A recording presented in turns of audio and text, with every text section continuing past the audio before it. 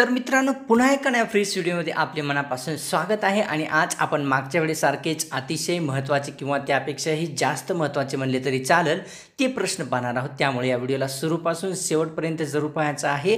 आणि त्याच्यानंतर जर आपल्याला हा व्हिडिओ आवडला तर या व्हिडिओला एक लाईक आणि या चॅनलला आताच्या आता सबस्क्राईब जरूर करून घ्यायचा आहे, जेणेकरून आपल्याला अशाच प्रकारचे व्हिडिओ एकदम फ्रीमध्ये पाहावयास मिळत राहतील. चला व्हिडिओला सुरुवात करूया आणि सर्वात पहिला प्रश्न जे आपल्यासमोर आहे ते पाहूया. तर सर्वात पहिला प्रश्न असा आहे मित्रांनो, गुजरात परिवर्तन पार्टीची स्थापना कोणी केली ते सांगायचे आहे. गुजरात परिवर्तन पार्टीची स्थापना कोणी केली ते सांगायचं आहे. तर ऑप्शन क्रमांक 3 योग्य राहील. केशुभाई पटेल यांनी गुजरात परिवर्तन पार्टीची स्थापना केलेली आहे. पुढचा प्रश्न, आंतरराष्ट्रीय स्तरावर काम करणारी पहिली स्वयंसेवी संघटना कोणती आहे ते सांगायचं आहे. आंतरराष्ट्रीय स्तरावर काम करणारी पहिली स्वयंसेवी संघटना कोणती आहे ते सांगायचं आहे. तर ऑप्शन क्रमांक 2 योग्य राहील.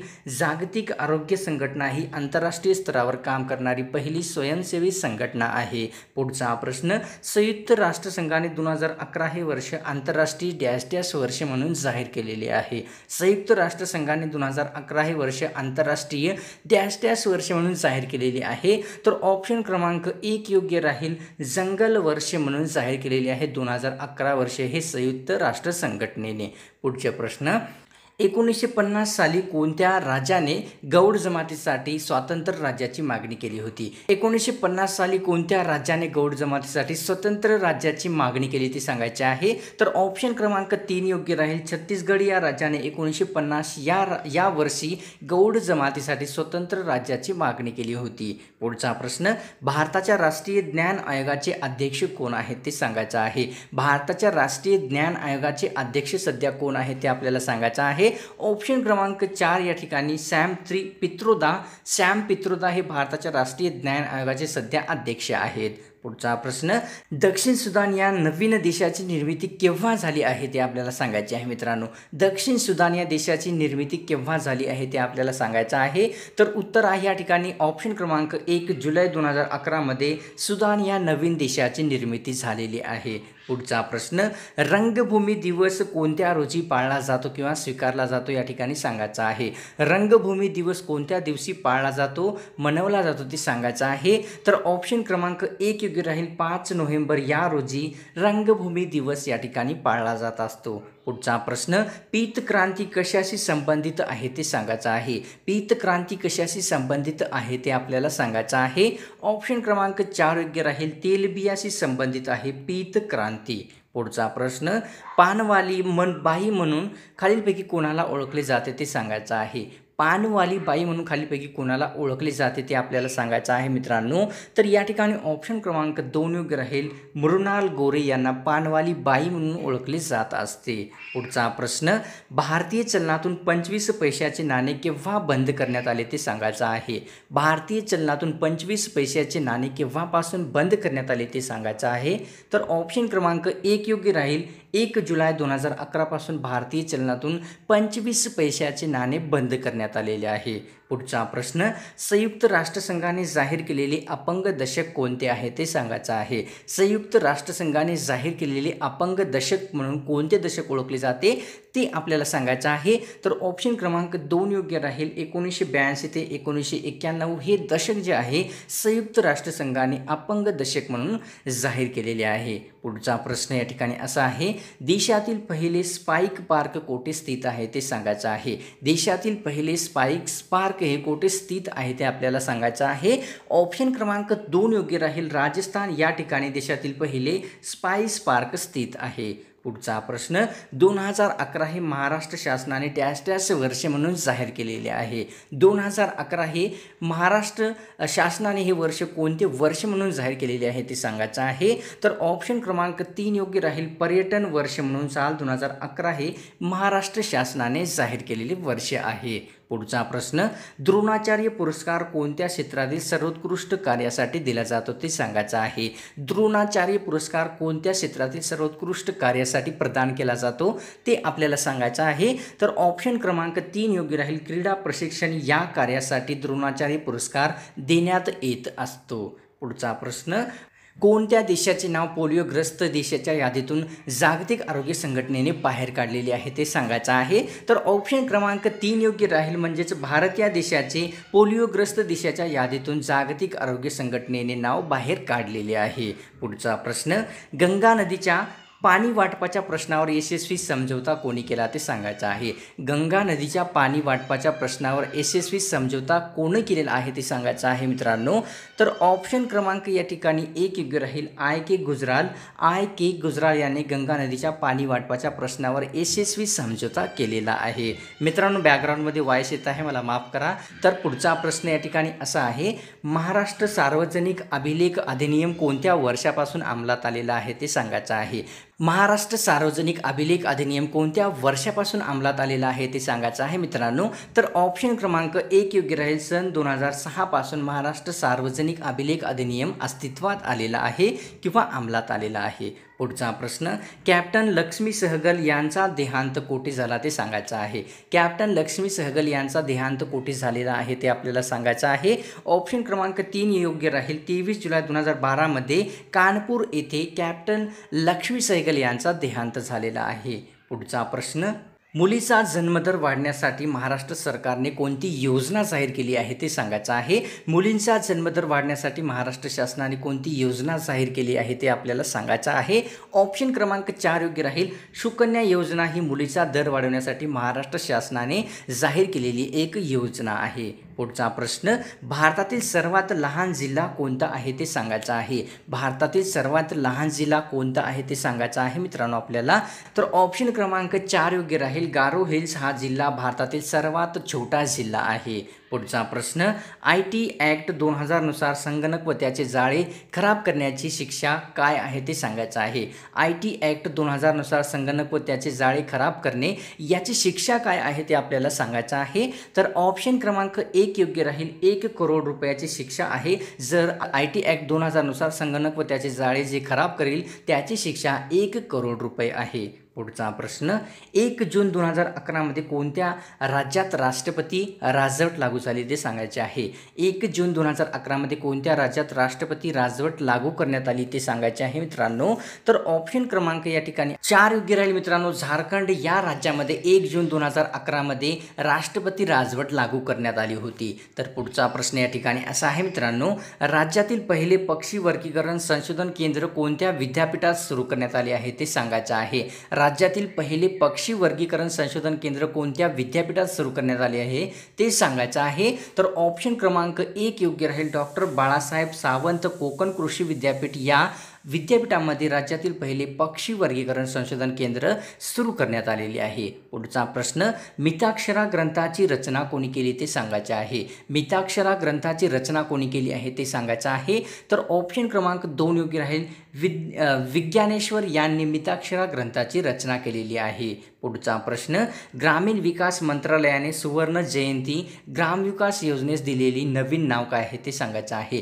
ग्रामीण विकास मंत्रालयाने सुवर्ण जयंती ग्रामविकास योजनेस दिलेले नवीन नाव काय आहे ते सांगायचं आहे. तर या ठिकाणी ऑप्शन क्रमांक 3 योग्य राहील मित्रांनो. राष्ट्रीय आजीविका मिशन असे ग्रामीण विकास मंत्रालयाने सुवर्ण जयंती ग्रामविकास योजनेस दिलेले नवीन नाव आहे. पुढचा प्रश्न, भारतातील कोणत्या राज्याने मतदान करणे अनिवार्य आहे असे घोषित केलेले आहे ते सांगायचं आहे. भारतातील कोणत्या राज्याने मतदान करणे अनिवार्य आहे असे घोषित केलेले आहे ते मित्रांनो सांगायचं आहे. तर ऑप्शन क्रमांक 3 गुजरात या राज्याने मतदान करणे हे अनिवार्य आहे असे घोषित केलेले आहे. पुढचा प्रश्न, तोरणा हे पर्वत शिखर महाराष्ट्राच्या कोणत्या जिल्ह्यामध्ये आहे ते सांगायचं आहे. तोरणा हे पर्वत शिखर महाराष्ट्राच्या कोणत्या जिल्ह्यामध्ये आहे ते आपल्याला सांगायचं आहे. ऑप्शन क्रमांक 3 योग्य राहील. पुणे या जिल्ह्यामध्ये तोरणा हे पर्वत शिखर आहे. पुढचा प्रश्न, ICS परीक्षा उत्तीर्ण झालेले पहिले भारतीय कोण आहे ते सांगायचं आहे. ICS परीक्षा उत्तीर्ण झालेले पहिले भारतीय कोण आहे ते आपल्याला या ठिकाणी सांगायचं आहे. तर ऑप्शन क्रमांक 2 योग्य राहील. सुरेंद्रनाथ बॅनर्जी हे पहिले भारतीय आहेत ज्यांनी ICS परीक्षा उत्तीर्ण केली होती. पुढचा प्रश्न, कर्जन वायली याला गोळी घालून कोणी ठार मारले ते सांगायचं आहे. कर्जन वायली याला गोळी घालून ठार कोणी मारले ते सांगायचं आहे. तर ऑप्शन क्रमांक 3 योग्य राहील. मदनलाल धिंगरा यांनी कर्जन वायली याला गोळी घालून ठार मारले होते. पुढचा प्रश्न, इसवी सन 1911 मध्ये बंगालची फाळणी रद्द झाल्याची घोषणा कोणी केली ते सांगायचे आहे. इसवी सन 1911 मध्ये बंगालची फाळणी रद्द झाल्याची घोषणा कोणी केली ते मित्रांनो या ठिकाणी सांगायचं आहे. इसवी सन 1911 मध्ये बंगालची फाळणी कोणी रद्द केल्याची घोषणा केली आहे ते आपल्याला सांगायचं आहे. तर ऑप्शन क्रमांक 2 योग्य राहील. पंचम जॉर्ज यांनी इसवी सन 1911 मध्ये बंगालची फाळणी रद्द झाल्याची घोषणा केली होती. पुढचा प्रश्न, केसरी आणि मराठा हे वृत्तपत्रे कोणी सुरू केले ते सांगायचं आहे. केसरी आणि मराठा ही वृत्तपत्रे कोणी सुरू केली आहेत ते सांगायचं आहे. तर ऑप्शन क्रमांक 1 योग्य राहील. टिळक आणि आगरकर यांनी केसरी आणि मराठा ही 2 वृत्तपत्रे सुरू केली होती. पुढचा प्रश्न, कोणत्या जमीन महसूल व्यवस्थेमध्ये शेतकरी जमिनीचा मालक बनला ते सांगायचं आहे. कोणत्या जमीन महसूल व्यवस्थेमध्ये शेतकरी जमिनीचा मालक बनला होता ते सांगायचं आहे मित्रांनो. तर या ठिकाणी ऑप्शन क्रमांक 3 योग्य राहील. रयतवारी या पद्धतीमध्ये शेतकरी हा जमिनीचा मालक बनला होता. पुढचा प्रश्न, लोकमान्य टिळकांच्या तुरुंगवासाच्या काळामध्ये डॅश डॅश या दोघांनी टिळकांची वृत्तपत्रे सांभाळली होती. लोकमान्य टिळकांच्या तुरुंगवासाच्या काळामध्ये कोणत्या दोघांनी त्यांची वृत्तपत्रे सांभाळली होती ते सांगायचं आहे. तर ऑप्शन क्रमांक 1 योग्य राहील. न.चि. केळकर आणि कृष्णाजी खडीलकर यांनी लोकमान्य टिळकांच्या तुरुंगवासाच्या काळात त्यांची वृत्तपत्रे सांभाळली होती. पुढचा प्रश्न, कोणत्या कायद्याने मुस्लिमांसाठी स्वतंत्र मतदारसंघाची निर्मिती केली. कोणत्या कायद्याने मुस्लिमांसाठी स्वतंत्र मतदारसंघाची निर्मिती केली ते सांगायचं आहे मित्रांनो. ऑप्शन क्रमांक 2 योग्य राहील. 1909चा मोर्ले मिंटो सुधारणा कायदा या कायद्यानुसार मुस्लिमांसाठी स्वतंत्र मतदारसंघाची निर्मिती करण्यात आली होती. पुढचा प्रश्न, आगरकरांनी कोणत्या तत्वाचा आधार घेऊन सुधारणेचा पुरस्कार केला होता. आगरकरांनी कोणत्या तत्वाचा आधार घेऊन सुधारणेचा पुरस्कार केला होता ते सांगायचं आहे. तर ऑप्शन क्रमांक 4 योग्य राहील. म्हणजे वरीलपैकी सर्व या ठिकाणी योग्य राहतील ते वाचून घ्यायचे आहेत. पुढचा प्रश्न या ठिकाणी असा आहे मित्रांनो, क्रिप्स योजना काँग्रेसने का नाकारली ते सांगायचे आहे. क्रिप्स योजना काँग्रेसने का नाकारली ते सांगायचं आहे मित्रांनो. तर ऑप्शन क्रमांक 2 योग्य राहील. भारतातील कोणताही राजकीय पक्ष क्रिप्स योजनेबाबत समाधानी नव्हता म्हणून क्रिप्स योजना ही काँग्रेसने नाकारली होती. पुढचा प्रश्न, दादाभाई नौरोजी हे डॅश डॅश वर्तमानपत्राचे संपादक होते. दादाभाई नौरोजी हे कोणत्या वर्तमानपत्राचे संपादक होते ते आपल्याला सांगायचं आहे मित्रांनो. तर ऑप्शन क्रमांक 4 योग्य राहील. राष्ट्रगोपतार या वृत्तपत्राचे दादाभाई नौरोजी हे संपादक होते. पुढचा प्रश्न असा आहे, भारताच्या फाळणीची योजना कोणी जाहीर केली होती ते सांगायचं आहे. तर ऑप्शन क्रमांक 2 योग्य राहील. लॉर्ड माउंटबॅटन यांनी भारताच्या फाळणीची योजना ही जाहीर केली होती. पुढचा प्रश्न, हंटर आयोगाचे प्रमुख विल्यम हंटर यांच्या मते डॅश डॅशच्या तोडीची एकही शाळा हिंदुस्थानात नव्हती. हंटर आयोगाचे प्रमुख विल्यम हंटर यांच्या मते डॅश डॅश तोडीची एकही शाळा हिंदुस्थानात नव्हती. तर ऑप्शन क्रमांक 4 योग्य राहील. न्यू इंग्लिश स्कूल या तोडीची एकही शाळा हिंदुस्थानामध्ये नव्हती. पुढचा प्रश्न, खालीलपैकी कोणत्या वर्षी शिवाजी महाराज छत्रपती झाले ते सांगायचं आहे. खालीलपैकी कोणत्या वर्षी शिवाजी महाराज छत्रपती झाले ते आपल्याला सांगायचं आहे मित्रांनो. तर ऑप्शन क्रमांक 3 1674 या रोजी छत्रपती शिवाजी महाराज हे छत्रपती झाले होते. पुढचा प्रश्न, नागपूरच्या मजूर आंदोलनाचे जनक कोणाला म्हणतात ते सांगायचं आहे. नागपूरच्या मजूर आंदोलनाचे जनक म्हणून कोणाला ओळखले जाते ते सांगायचं आहे मित्रांनो.